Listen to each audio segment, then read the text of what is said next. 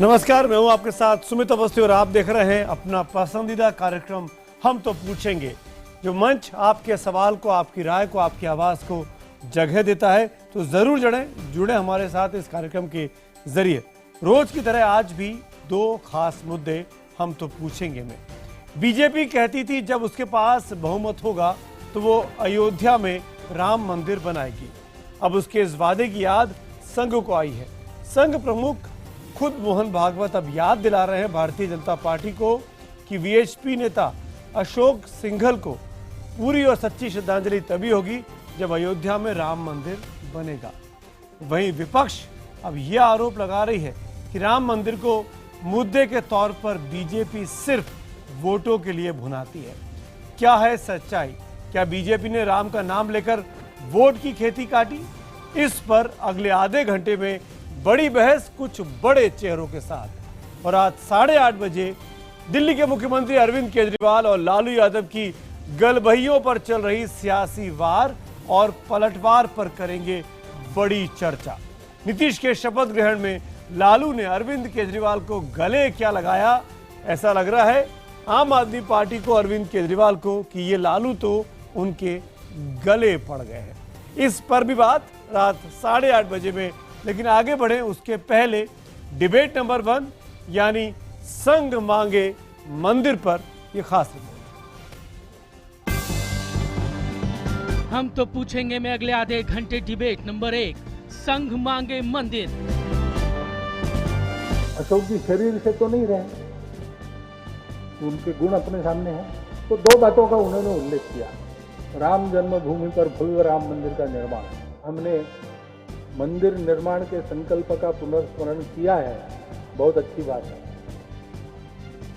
इस संकल्प को अपना संकल्प बनाकर लगातार लंबे परिश्रम प्रयास हमको करने हैं। राम मंदिर वो मुद्दा जो बीजेपी के घोषणा पत्र के 41वें पेज पर महज एक लाइन में रह गया है। संघ प्रमुख मोहन भागवत वीएचपी के दिवंगत नेता अशोक सिंघल को श्रद्धांजलि देते हुए एक बार फिर उसी मुद्दे की बीजेपी सरकार को याद दिला रहे थे। उनके बयान के बाद ये आस मंदिर आंदोलन से जुड़े और लोगों में भी जगी। हमारे मोदी जी और जरा मजबूत हो जाएं और उनको स्थिर करके तब फिर उनसे मिल करके और इसकी पृष्ठभूमि और हम संत धर्माचार्यों के द्वारा मिलकर बैठ करके इसकी पृष्ठभूमि तैयार करें। बिहार चुनाव में भागवत के आरक्षण पर दिए बयान से जली बीजेपी फिलहाल छाछ भी फूंक फूंक कर पीना चाहती है। ये कानून का मामला है, कानून अपना काम कर रहा है और कानून को चुनौती नहीं दी जा सकती है। बीजेपी भले ही विवाद न बढ़ाना चाहती हो, लेकिन विरोधी संघ प्रमुख के बयान को हाथों हाथ ले रहे हैं।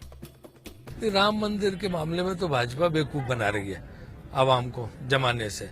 वो यही कहते रहते हैं, एक कहता है दूसरा ना कहता है, और जब जब सरकारें आती हैं करते कुछ है नहीं।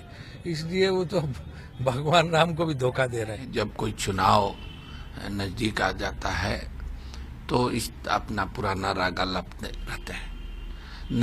न इनको मंदिर बनवानी है, न इनको राम से कोई प्रेम है, इनको कुर्सी से प्रेम। वैसे बीजेपी के सांसद सत्यपाल सिंह पीएम को चिट्ठी लिखकर अयोध्या में राम के नाम पर शोध संस्थान बनाने की मांग कर चुके हैं। राम मंदिर पर शुरू हुई इस सियासत के बीच हम तो पूछेंगे, क्या विपक्ष का आरोप सही है कि बीजेपी सिर्फ सत्ता के लिए राम का नाम लेती है? तो एक बार फिर सुनिए हमारा आज का सवाल, क्योंकि आपके एसएमएस का हमको है इंतजार कि क्या विपक्ष का आरोप सही है कि बीजेपी सिर्फ सत्ता के लिए राम का नाम लेती है? अगर आपको लगता है हाँ, तो IBN 7 स्पेस देकर Y लिखिए, और नहीं के लिए IBN 7 स्पेस देकर N लिखिए और अपनी राय हमें 51818 पर SMS करके बताएं। #HTP और #RSS डिमांड्स मंदिर के जरिए ट्वीट कर भी आप अपनी राय हम तक पहुंचा सकते हैं। IBN खबर के फेसबुक पेज के जरिए भी आप हमसे जुड़ेंगे और आपकी राय इस शो के दौरान हम जरूर दिखाने की कोशिश करेंगे। अब मेहमानों का परिचय।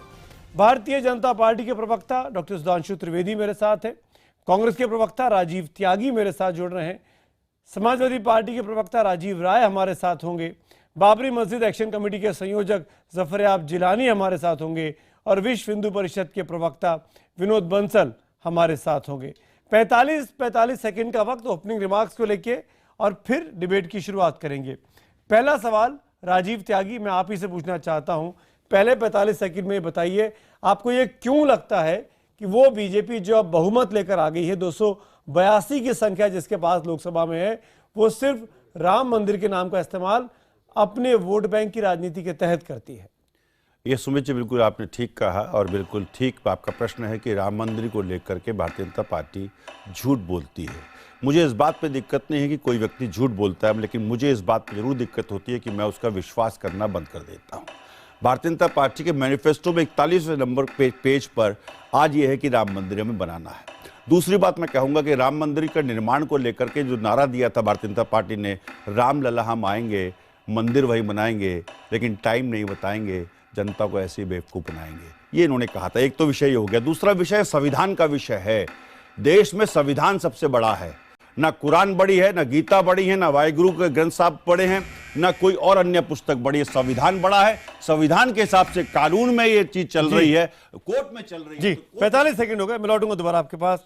सुधांशु त्रिवेदी, मैं आपसे पूछूंगा, भारतीय जनता पार्टी क्या वोट बैंक के नाम पर राम के नाम का इस्तेमाल करती है? भारतीय जनता पार्टी लगातार राम मंदिर के मामले पर अपना स्टैंड बिल्कुल क्लियर क्यों नहीं करती? अब तो मोहन भागवत जी ने भी अपनी इच्छा जता दी है। हमारा स्टैंड तो आज से नहीं 1951 से क्लियर है। 89 के पालमपुर के अधिवेशन से लेके हमेशा हमारे मैनिफेस्टो में रहा। और मैं पूछना चाहता हूं आज वस्तुस्थिति क्या है? 30 सितंबर 2010 के इलाहाबाद हाईकोर्ट के लखनऊ बेंच के जजमेंट के अनुसार वहां राम मंदिर है और वह राम मंदिर जो है वो उसको कोर्ट ने एक्सेप्ट किया हुआ है। अब तो जो लोग नहीं मानते उनके लिए समस्या की बात है। सर्वे और वो किस आधार पर आया? हमारी पिछली सरकार ने आर्कियोलॉजिकल सर्वे ऑफ इंडिया का जो एक्सकवेशन कराया था 2003 में, उसने अकाट्य प्रमाण प्रस्तुत किए थे। रही बात कांग्रेस के प्रवक्ता महोदय कह रहे थे इस देश में कोई धर्म ग्रंथ बड़ा नहीं है। शाबानो केस याद कर लीजिए आपने क्या किया था। हमारे लिए राम जन्मभूमि एक आस्था का विषय था और आज से नहीं। हमारे राष्ट्रीय अध्यक्ष अमित शाह जी ने जब महामंत्री थे तब बोला था और वर्तमान गृह मंत्री राजनाथ सिंह जी ने भी राष्ट्रीय अध्यक्ष के रूप में बोला था। मैं लौटता हूं आपके पास। जफर जिलानी साहब, क्या आपको लगता है कि Bharatiya Janata party vote bank की राजनीति करती आई है भगवान राम के नाम पर आज तक?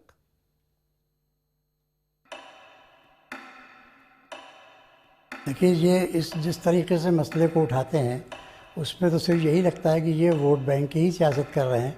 ये तीनों बातें एक साथ कहते हैं।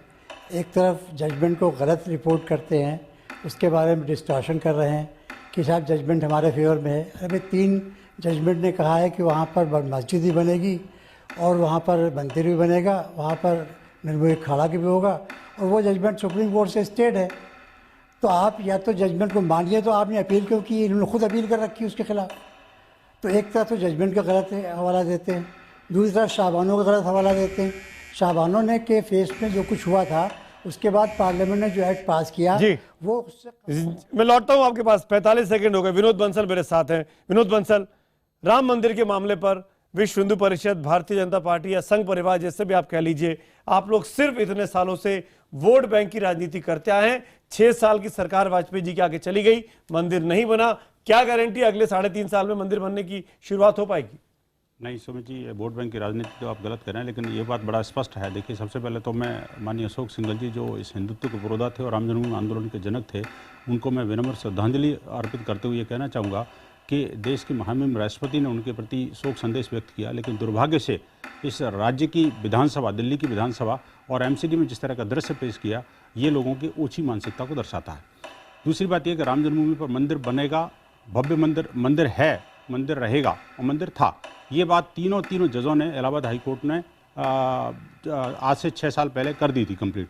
लेकिन इसके बावजूद भी जो राजनीतिक परिदृश्य है, दुर्भाग्य इस देश का है कि 6 साल बीतने के बावजूद भी मामला भी सुप्रीम कोर्ट में स्टार्ट भी नहीं हुआ है। हिंदू समाज जल्दी से जल्दी अपेक्षा करता है कि राम मंदिर बने। 45 सेकंड हो गए। मेरे साथ एक और आखिरी मेहमान राजीव राय साहब बचे हैं, फिर हम डिबेट को ओपन करेंगे। राजीव राय साहब, क्या आपको लगता है कि भारतीय जनता पार्टी नरेंद्र मोदी जी की अगुवाई में जो बचे हुए 3.5 साल हैं उसमें राम मंदिर के निर्माण का काम शुरू कर पाएगी, अशोक सिंघल जी को श्रद्धांजलि दे पाएगी? ये वही लोग हैं जो हमेशा से कहते आए हैं कि कसम खाते हैं राम मंदिर वहीं बनाएंगे, तारीख नहीं बताएंगे। एक और नया सिगुफा छोड़ा है ये लोग, और शगुफे को 2017 के उत्तर प्रदेश की विधानसभाओं तक जारी रहेगा। 2017 चुनाव का बोल दिया जाएगा, वो तो एक चुनावी जुमला था। इन लोगों को न संविधान पर विश्वास है, न भारत के एकता पर विश्वास है। ये खाली शगुफे और जुमलों की राजनीति करते हैं। इनको न मंदिर से लेना देना है, न धर्म से लेना देना है। अपनी राजनीतिक रोटी सेकनी है, बस इसी की चिंता है इनको। जी चलिए डिबेट की शुरुआत करता हूं। सबसे पहला सवाल मैं यही पूछना चाहूंगा, सुधांशु जी, मैं आपसे जानना चाहता हूं, आपने हाथ भी उठाया, लेकिन 6 साल वाजपेयी जी आके चले गए, राम मंदिर की कोई शुरुआत नहीं हो पाई। आखिर के दिनों में चर्चा करने की शुरुआत हुई, लेकिन आज फिर आपकी सरकार है। बीते 1.5 साल में क्या कोशिश की मोदी सरकार ने कि राम मंदिर को लेकर आप वाकई में संजीदा हैं और मंदिर वहां बनवाना चाहते हैं? देखिए, राम जन्मभूमि निर्माण के 3 तरीके हो सकते थे। एक होता था आपसी सहमति, दूसरा न्यायालय और तीसरा विधेयक। आपसी सहमति के संदर्भ में याद दिलाना चाहूंगा, अटल जी की सरकार के पूरे कार्यकाल में अयोध्या सेल पीएमओ में गठित था। कई चक्र की वार्ताएं कराई गईं। उसके बाद हम कोर्ट के सिस्टम के ऊपर आए और 2003 में जो कोर्ट ने जजमेंट दिया, मैं जफर याद दिलानी साहब को कहना चाहूंगा, उसमें 1/3 हिस्सा जरूर वक्फ बोर्ड को दिया, मगर उस जगह को, दैट पर्टिकुलर प्लेस को राम जन्मभूमि स्वीकार किया है हाई कोर्ट ने। तो अब हमारा वो मामला सुप्रीम कोर्ट में लंबित है और हमें पूर्ण विश्वास है कि इतने अकाट्य तर्क हैं जो आर्कियोलॉजिकल सर्वे से निकले, यहां तक कि पुराने ऐतिहासिक ग्रंथों में, ब्रिटिश गजेटियर में भी उसको जन्मभूमि लिखा है। मुगल काल में भी मस्जिद को लिखा हुआ है मस्जिद जन्म स्थान, जो बाबर के जमाने का मीर बाकी का पत्थर है। पास तो आपने सुप्रीम कोर्ट में चैलेंज क्यों किया?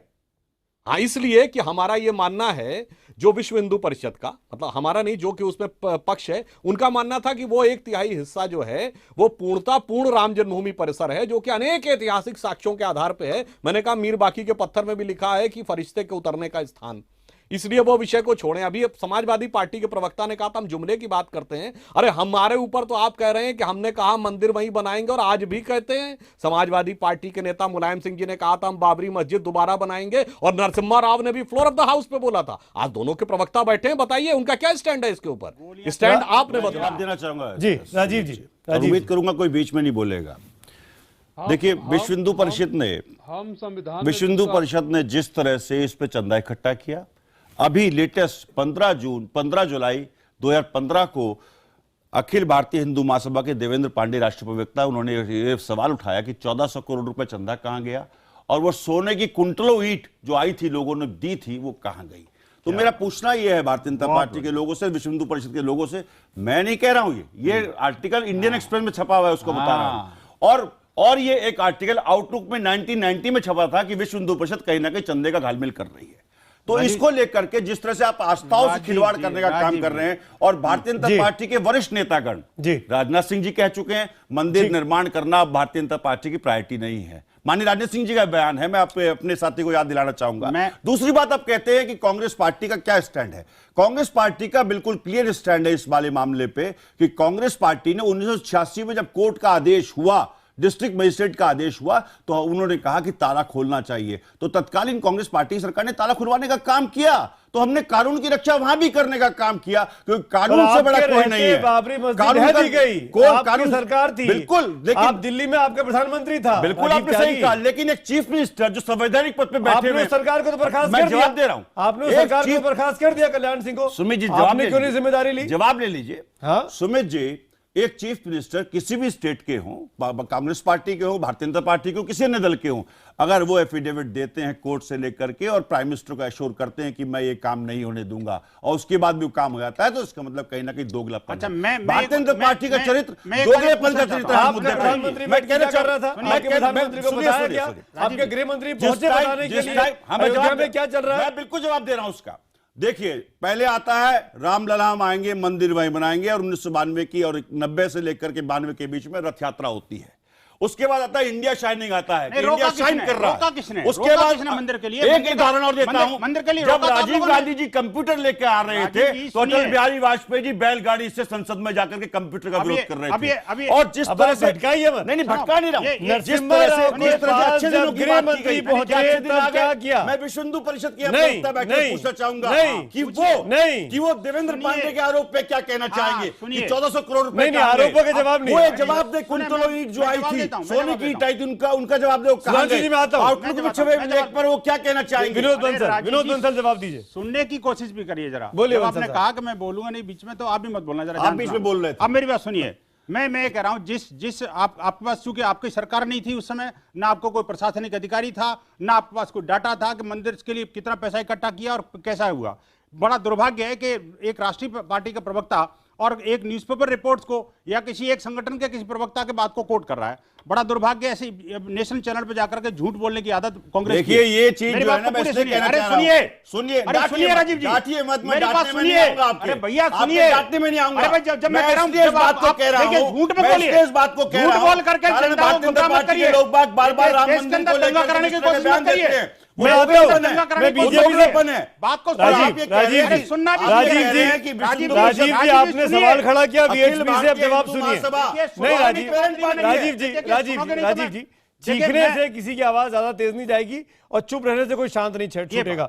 मेरा सवाल बहुत सीधा सा है। विनोद बंसल साहब जवाब दे रहे हैं, जवाब ले लीजिए, फिर मैं आगे चलता हूँ। 3 और पैनलिस्ट भी है, बोलिए बंसल साहब। मैं ये बात कर रहा हूँ, बड़ा स्पष्ट बात है। देखिए, राम जन्मभूमि मंदिर के लिए जितना भी पैसा इकट्ठा हुआ था, जो 1 ईंट और ₹1.25 आया था, उसका सारा अकाउंट है। उसका मतलब इनकम टैक्स, इनकम टैक्स का कमिश्नर अपॉइंट किया हुआ है आप लोगों ने, कांग्रेस की सरकार ने अपॉइंट किया था। एवरी ईयर जो है ना उसकी ऑडिट होती है, उसका पूरा अकाउंट है। आप क्यों नहीं छानबीन करते भैया? बेकार में मिथ्यारोप करते हैं। कहां से करेंगे? अब तो सरकार नहीं है, सरकार कहां है? एक पैसे का हिसाब है। एक बात, दूसरी बात ये, जहां तक राम जन्मभूमि का इसका आंदोलन का सवाल है और मंदिर क्यों नहीं निर्माण हुआ, उस मंदिर के निर्माण में सबसे बड़ी बाधा और रोड़ा तो जो है ना, सबसे पहले कांग्रेस ने लगाया। नहीं, सबसे पहले मैं बताता हूं। सुमित जी मेरी बात 96 से लेके और आज तक भारतीय जनता पार्टी का मैनिफेस्टो के राम मंदिर को लेकर जो लाइंस रही है, सुधांशु जी ये सवाल मेरा आपसे है। हर चुनाव आपका स्टैंड भिन्न होता गया, सिचुएशन परिस्थितियों के हिसाब से। जब आप सरकार में आना चाहते थे तो आपने कुछ और कहा, जब आप सरकार के बाहर थे तो आपने कुछ और कहा। इस बार भी आखिरी बार 2014 के चुनावों में आपके लिए राम मंदिर का मामला सबसे पीछे चला गया और बीजेपी कहती है कि संविधान की सीमाओं में रहते हुए अयोध्या में राम मंदिर के निर्माण के अपने संकल्प को एक बार फिर दोहराते हैं। ये 2014 का लेटेस्ट है। वहीं 1996 का जो पहली बार आपका मैनिफेस्टो था, उसमें बीजेपी कहती है कि हम इस संकल्प को दोहराते हैं कि सत्ता में आने पर अयोध्या में जन्म स्थान पर भव्य राम मंदिर का निर्माण में सहयोग करेंगे, क्योंकि ये हमारी धरती के उन लाखों लोगों का सपना है जिनके मन में राम बसते हैं। इसमें ना कानून की बात है, ना संविधान की बात है, ना संविधान के सीमाओं की बात है। सुधांशु जी, 96 में आप कुछ और बोल रहे थे, 2014 में आप कुछ और बोल रहे थे राम मंदिर को लेकर अपने मैनिफेस्टो में, क्यों? ये डॉक्यूमेंटेड है। सुमित जी, जैसे कि मैंने शालीनता पूर्वक कांग्रेस प्रवक्ता की बात सुनी, मैं अपेक्षा करूंगा कि वो भी मुझे इसी प्रकार का अवसर देंगे। देखिए, जो आपने बात कही सारी परिस्थितियों के अनुसार हम कह रहे हैं। कांग्रेस के रिजीम में 1949 में वहां पूजा शुरू हुई, 86 में ताला खुला, 89 में शिलान्यास हुआ और ढांचा गिरने के बाद मंदिर उसी दौर में बना। इसका मतलब संवैधानिक व्यवस्था के अनुसार तो वहां मंदिर आपके दौर में ही बन गया। रही बात उसकी कोर्ट का निर्णय का, हमने पक्ष आपको बता दिया। अंतर कहां पे आया है? अंतर आया है कांग्रेस और समाजवादी पार्टी जैसे दलों ने, जिसने कोर्ट ने जिसको विवादित ढांचा कहा, उसको बाबरी मस्जिद कह कहकर तत्कालीन मुख्यमंत्री और प्रधानमंत्री ने इस पूरे वातावरण को सांप्रदायिक विद्वेष से भरने का प्रयास किया। यहां देखिए, जफरयाब जिलानी साहब भी बैठे हुए हैं, जो बाबरी मस्जिद एक्शन कमेटी कहते हैं, जबकि कोर्ट उसको विवादित ढांचा कहता है। रही बात आरोपों की, तो अभी जो बंसल साहब ने कहा, अरे भाई 1990 के बाद 18 साल आप सत्ता में रहे, 15 साल सीधे और 3 साल सहयोगी दलों में, आपने कोई कसर छोड़ी? लिब्राहन कमीशन की रिपोर्ट आपने सदन के पटल पे रखी तो थी, क्या सिद्ध कर पाए? कुछ भी नहीं।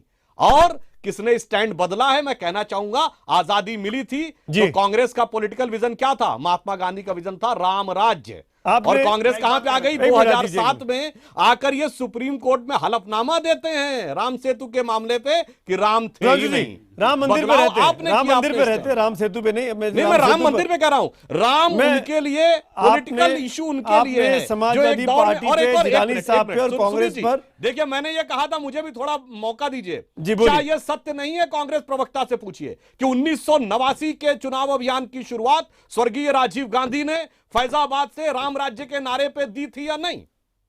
ये होता है बिल्कुल पलटना। बिल्कुल दी थी। नहीं कंटिन्यूअस है। मैं एक एक करके राजीव जी आप बहुत देर बोल चुके हैं। पहले राजीव राय का जवाब ले। आप ही के हम नाम है, थोड़ा सा हमदर्दी रखिए उनके साथ।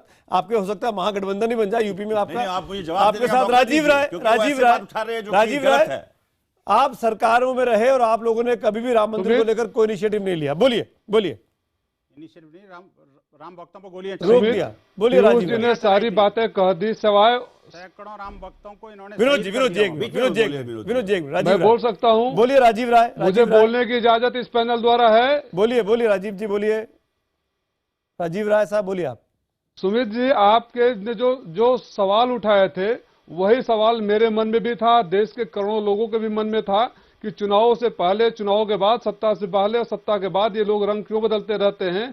पीयूष जी ने सारी बातें कह दी, सबके ऊपर दोषारोपण कर दिया, सबके ऊपर कमेंट्री कर दिया, सवाए अपनी जवाबदेही तय करने की, सिवाय इस बात का जवाब देने के लिए जो वादे चुनाव से पहले कहते हैं, चुनाव के बाद क्यों नहीं करते हैं। आज ये क्यों नहीं चैनल पर फोन पर बैठकर कहते हैं कि हम विधेयक लाएंगे, या अगर हमारा सरकार संविधान में हमारा विश्वास नहीं है, हम कानून को नहीं मानेंगे। जो अपने मैनिफेस्टो पे बात कहे थे उस आधार पर मंदिर निर्माण का कार्य क्यों नहीं शुरू करवाते हैं। जहां तक समाजवादी पार्टी की बात है, समाजवादी पार्टी ने हमेशा ये स्टैंड रखा है या तो आपसी सहमति या कानून का जो राज है देश में, सुप्रीम कोर्ट का जो निर्णय होगा उसी को मानना पड़ेगा। इसमें हम कहां से गलत है। स्टैंड हमारा शुरू से लेकर आज तक रहा है। पीयूष जी आप अपने सवालों, पीयूष जी आप इधर उधर मत घुमाइए। आप इस देश को बहुत सालों तक बना चुके हैं। राजीव जी पहली बात तो वो सुधांशु जी है, पीयूष जी नहीं है। और जफरयाब जिलानी में आपसे पूछना चाहूंगा। राजीव जी एक मिनट, जफरयाब जिलानी में आपसे जानना चाहूंगा, अब जबकि चीजें तय हो चुकी है हाईकोर्ट के द्वारा, इलाहाबाद हाईकोर्ट के द्वारा, और मामला सुप्रीम कोर्ट पे लंबित है, क्या आपको लगता है कि इन परिस्थितियों में भी सरकार, दिल्ली की सरकार कोई कानून के तहत इस मंदिर का निर्माण करवा सकती है? करवाना ही चाहिए। नहीं करवा सकती है, ये बात बिल्कुल तय है कि सुप्रीम कोर्ट के इस पर बहुत से फैसले हैं कि हाई कोर्ट के जजमेंट को फैक्ट पर नलीफाई नहीं किया जा सकता है। और यही वजह है कि आज तक किसी सरकारी वजीर ने इस बारे में नहीं कहा। और अगर सुधांशु साहब ज़रा से भी सिंसियर हो तो मैं इनसे कहूँगा जो अटल बिहारी जी ने कहा किया था कि वो 2002 में हाई कोर्ट में एप्लीकेशन देके रिक्वेस्ट किया था कि मुकदमे की डे टू डे सुनवाई कर ली जाए। इनकी सरकार सुप्रीम कोर्ट में एप्लीकेशन देके यह रिक्वेस्ट करे कि इसकी मुकदमे की डे टू डे सुनवाई करके इसका फैसला कर दिया जाए। अगर इनके पास अकाट्य प्रमाण है तो क्यों डर रहे हैं? हम तो चाहते हैं इस मुकदमे का फैसला साल भर के अंदर सुनवाई करके हो जाए। नहीं आप ही गए विनोद जी सुप्रीम कोर्ट, तो ठीक है, अगर अकाट है तो सुप्रीम कोर्ट क्यों कर मान लीजिए हाईकोर्ट के फैसले को मान लीजिए, मंदिर बनवा देते हैं। जी मेरी बात सुनिए, हमने हाईकोर्ट के फैसले को चैलेंज नहीं किया, हाईकोर्ट के सिर्फ उस फैसले को, उस पार्ट को चैलेंज किया है जिसमें डिवीजन ऑफ लैंड है। डिवीजन ऑफ लैंड देखिए, जब सुप्रीम कोर्ट के हाईकोर्ट के तीनों जजों ने यह कह दिया कि वहां राम मंदिर था, राम मंदिर है, राम मंदिर रहेगा, रामलला की जन्मभूमि है, तो वहां पर एक ही मिस्टेक हुई वहां पर कि भाई उस जमीन को 3 जगह डिवाइड कर दिया। अगर वहां मस्जिद के लिए क्या हिस्सा दिया तो क्या दिक्कत है? मस्जिद के लिए नहीं दिया जी, मस्जिद के लिए नहीं दिया, मस्जिद तो माना ही नहीं, मस्जिद तो माना ही नहीं सुमित जी। नहीं भी माना तो भी अगर छोड़ दिया, बिल्कुल देखिए तीनों जजों ने सर्वसम्मति से कहा था कि वो जो उन्हीं तीनों जजों ने वक्फ बोर्ड को दिया, उन्हीं तीनों जजेस ने अपने फैसले में वो हिस्सा, वही तो गलती हुई है, उसी के लिए सुप्रीम कोर्ट ने कहा कि ये जो चीज मांगी नहीं वो दे कैसे सकते हो उसमें। जो फैसला आपने पक्ष में सुनाया लेकिन साबित कर दिया, जो आपके पक्ष में नहीं सुनाया बात पक्ष की नहीं है इसमें जी, बात पक्ष की नहीं है, बड़ा क्लियर, क्रिस्टल क्लियर जजमेंट है। और जजमेंट में तीनों जजों ने बड़ा सर्वसम्मति से कहा था कि वो किसी भी हालत में वो ढांचा मंदिर मस्जिद नहीं था, उसमें कभी भी कोई नमाज अदा नहीं हुई और उसको मस्जिद नहीं कहा जा सकता। लेकिन मंदिर था, मंदिर है, मंदिर रहेगा। देखिए मंदिर के निर्माण है, सुन लीजिए राजीव जी,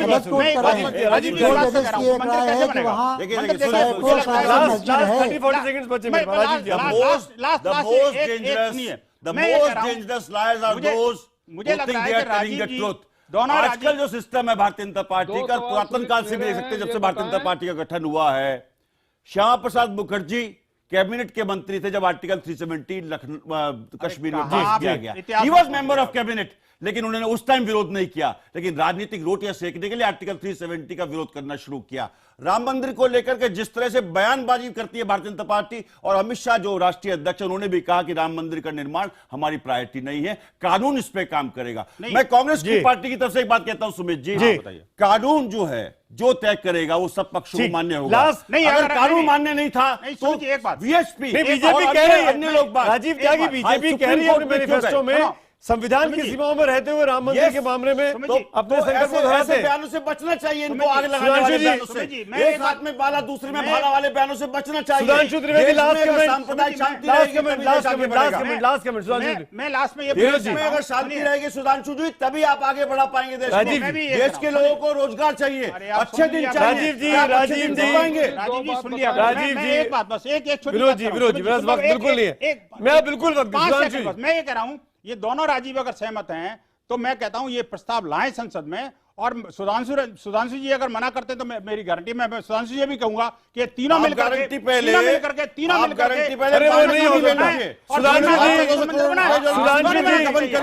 नहीं मना सकते? विश्व हिंदू परिषद गवर्नर उनकी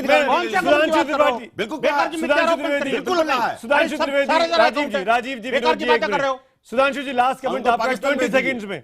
सुधांशु त्रिवेदी, क्या आपकी सरकार मंदिर बनाएगी? बिल्कुल, देखिए जब राजीव त्यागी जी आजादी के समय के कैबिनेट में श्यामा प्रसाद मुखर्जी तक चले गए तो मैं याद दिलाना चाहूंगा वहीं सरदार पटेल ने सोमनाथ मंदिर का भव्य निर्माण कराया था, क्योंकि वो पटेल का प्रांत था। ये पड़ गया नेहरू का प्रांत, इसलिए आज तक उलझा रह गया। और मान्यवर हमें बोलने नहीं देते, आप बोलने देते, ये आपने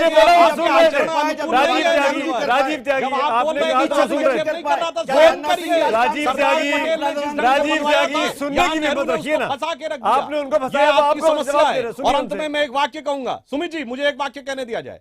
बोलिए, खत्म करना है मुझे जल्दी। मैं लास्ट में कहूंगा, अल्लामा इकबाल जिन्होंने सारे जहां से अच्छा हिंदोस्तां हमारा लिखा है, उन्होंने ये लिखा है कि है राम के वजूद पे हिंदोस्तां को नाज, अहले नजर समझती है उनको इमाम हिंद, इस देश का राष्ट्र पुरुष कहा है। मगर दुर्भाग्य है कि कांग्रेस की राजनीति में माफी के साथ मेरे तमाम पैनलिस्ट का शुक्रिया अदा करूंगा। वक्त खत्म हो रहा है, जवाब हो गया एसएमएस के नतीजे जानने का। हमारा सवाल भी आज का यही था कि क्या विपक्ष का आरोप सही है कि बीजेपी सिर्फ सत्ता के लिए राम के नाम का इस्तेमाल करती है? 48% दर्शकों ने हाँ में जवाब दिया है और 52 ने ना में जवाब दिया है। लगभग बराबरी का मामला, मोटे तौर पर ये कह सकते हैं कि IBN7 का दर्शक वर्ग लगभग बराबरी पर बटा। यही सवाल हमने ट्विटर पोल में भी पूछा था, और क्या कहना है ट्विटर पोल का वो भी देख लेते हैं। 38% लोग हाँ कहते हैं कि राम के नाम का इस्तेमाल राजनीति के लिए होता है। 62% लोग ना में जवाब देते हैं कि नहीं, ऐसा बीजेपी नहीं करती है।